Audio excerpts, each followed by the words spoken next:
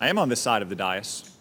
So a very simple question that should be asked is, did Donald Trump or any of his associates in the campaign collude with Russia in hacking those emails and releasing them to the public? That's where we started 6 months ago. We have now heard from 6 of the 8 Democrats in this committee, and to my knowledge, I don't think a single one of them asked that question. They've gone down lots of other rabbit trails, but not that question.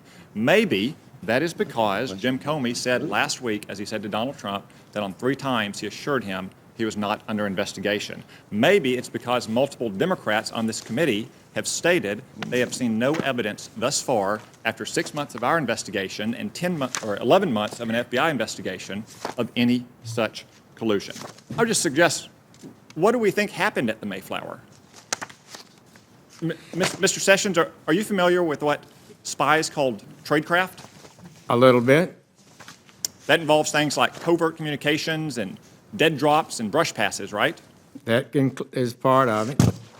Do you like spy fiction? John le Carré, Daniel Silva, Jason Matthews? Yeah, Alan First, David Jason Ignatius. Just finished Ignatius's book. Do you like Jason Bourne or James Bond movies? No. Yes. I do. Have you ever, in any of these fantastical situations, heard of a plot line so ridiculous that a sitting United States senator and an ambassador of a foreign government colluded at an open setting with hundreds of other people to pull off the greatest caper in the history of espionage? Thank you for saying that, Senator Cotton. It's just like through the looking glass.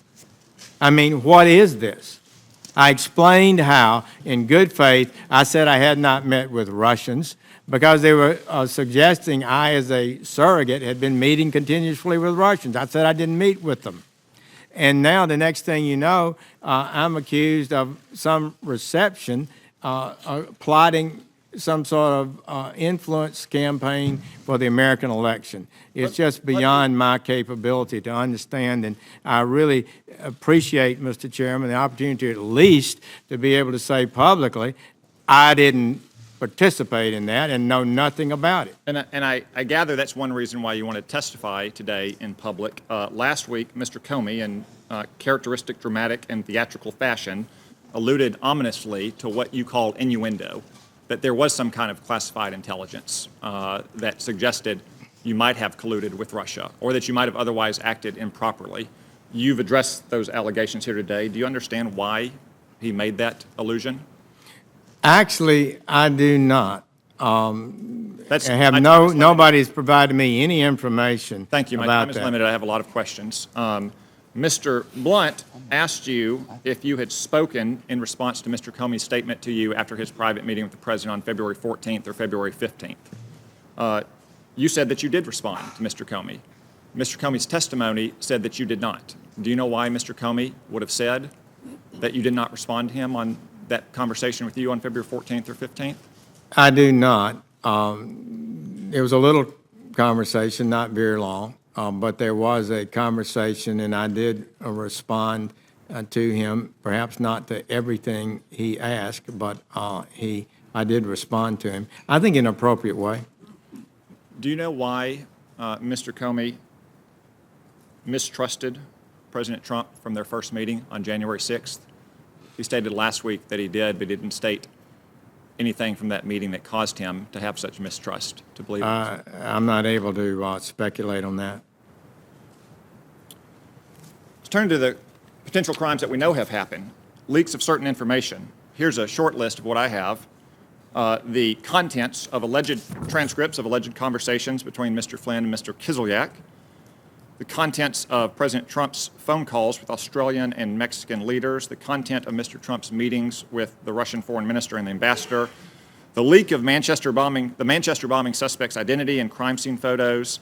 And last week, within 20 minutes of this committee meeting in a classified setting with Jim Comey, the leak of what the basis of Mr. Comey's innuendo was.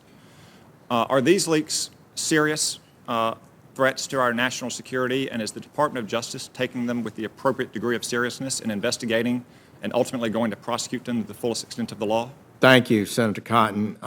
We have had one successful case very recently in Georgia. That person has been denied bail, I believe, and is being held in custody. But some of these leaks, as you well know, are extraordinarily damaging to the United States security. And we have got to restore a regular order principle. We cannot have persons in our intelligence agencies, our investigative agencies, or in Congress leaking sensitive matters on staff. So this is, I'm afraid, will result in, is already resulting in investigations, and I'm fear that some people may find that they wish they hadn't leaked. Thank you. My time has expired, but for the record, it was stated earlier that the Republican platform was weakened on the point of arms for Ukraine. That is incorrect. The platform was actually strengthened. And I would note that it was the Democratic president who refused repeated bipartisan requests of this Congress to supply those arms to Ukraine. Senator Harris.